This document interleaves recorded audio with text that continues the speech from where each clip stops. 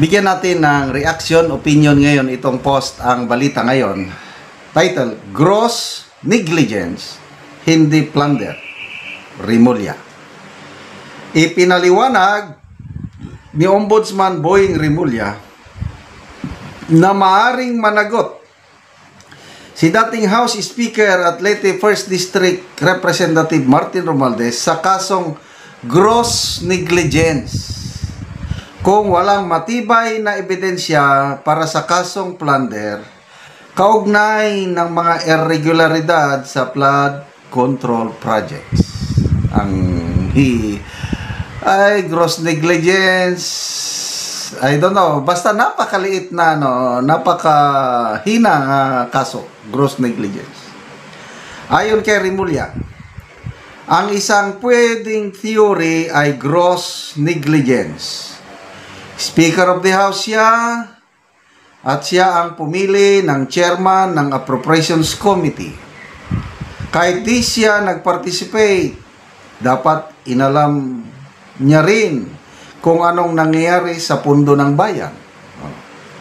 Sa ilalim ng Revised Penal Code, ang gross negligence ay may parusang mula aresto mayor hanggang prison correctional, depende sa bigat ng kasong resulta kung ito'y sinadya.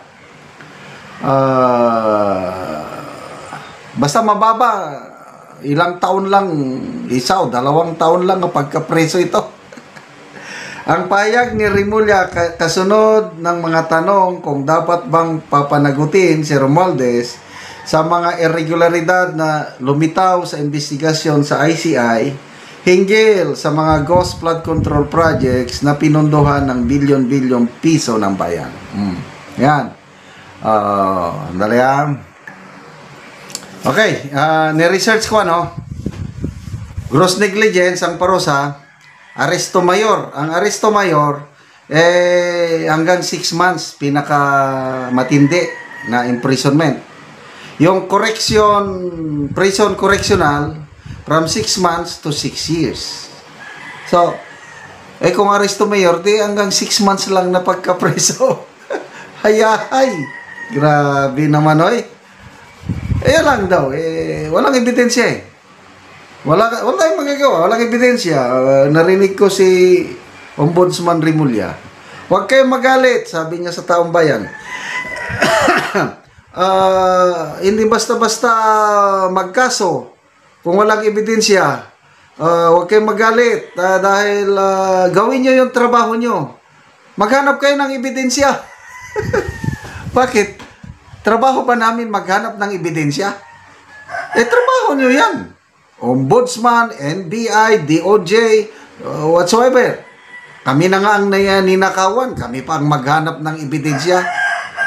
Siguro, yung ibig niya sabihin, ang taong bayan, mag-submitar ng ebidensya sa ombudsman. Hindi kong trabaho yan.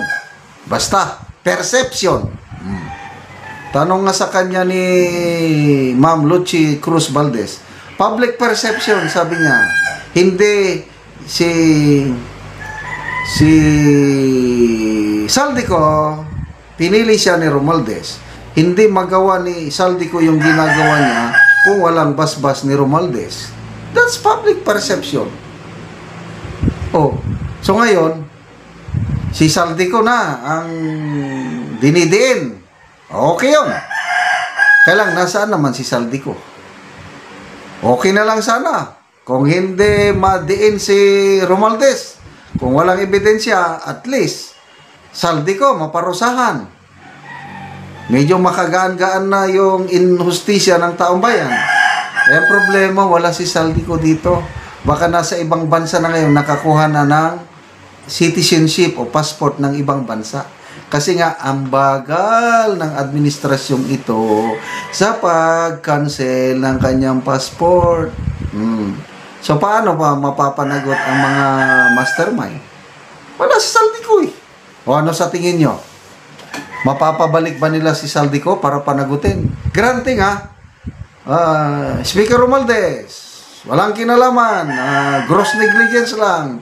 Si Saldico lahat ang may kagagawa niyan. Okay na, kung Saldico lang.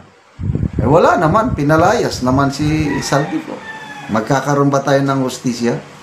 Wala. Ang makukulong lang,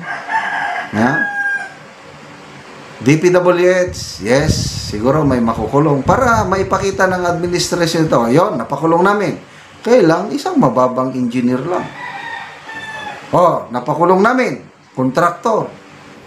Eh, sila ba yung mastermind? Magagawa ba yan ng DPWH kontraktor kung walang utak? May utak niyan. Sabi nga ni Senator Alan Peter Cayetano, mga utak. Ginugulo tayo ng mga mastermind ng flood control scam na ito. Kaya, ayun, tignan nyo. Ang ICI hearing nila, urong-sulong. Nung una, nag-announce na ang chairman na i-live stream, mamaya binawi. Bakit daw? Pinag-aaralan daw ang mga, parameters. Oh, ito na naman sa Blue Ribbon Committee hearing. I don't know kung ano ng direksyon. Sana ang tatahaking direksyon is tumbukin ang mastermind. Kaya lang, nangangamba si Senator Alan Peter Cayetano, baka naman ang tutumbukin ng Blue Ribbon Committee hearing ngayon under the leadership of Senator Lacson, dahil babalik siyang chairman, eh baka walisin o sirain ang oposisyon. Sana wag naman. Kalimutan nyo na ba? Pwede ba kalimutan nyo na ang politika diya sa Blue Ribbon Committee hearing? Kawawa naman ang taong bayan. Inapi na nga, ninakawan pa, tapos ganyan pa na puros politika na lang nangingibabaw, administrasyon versus opposition. Tama na. Maawa naman kayo sa taong bayan, yung mga nabibiktima ng baha. Ang hirap kayang mabiktima ng baha dahil ako, naranasan ko, lumaki ako sa isang bayan, tabi kami ng Amburayan River sa Bangar, La Union. Taon-taon kaming nababaha nung wala pa kaming diki. Salamat na lang pagdating ng diki, siguro mga 10 to 15 years akong nakaranas ng baha nung maliit pa ako, every year. Nung dumating yung diki, flood control project, wow, ang tibay pagkagawa.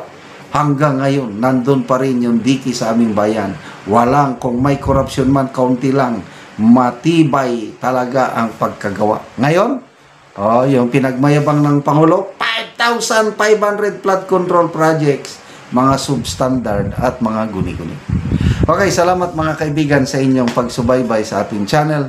Nakakatulong kayo ng malaki sa tribong Talandig ng Bukidnon dahil ang income natin sa channel na ito pantulong po sa tribo. Namimigay tayo ng libreng yero at pako para makapagpatayo sila ng mas maayos na tirahan.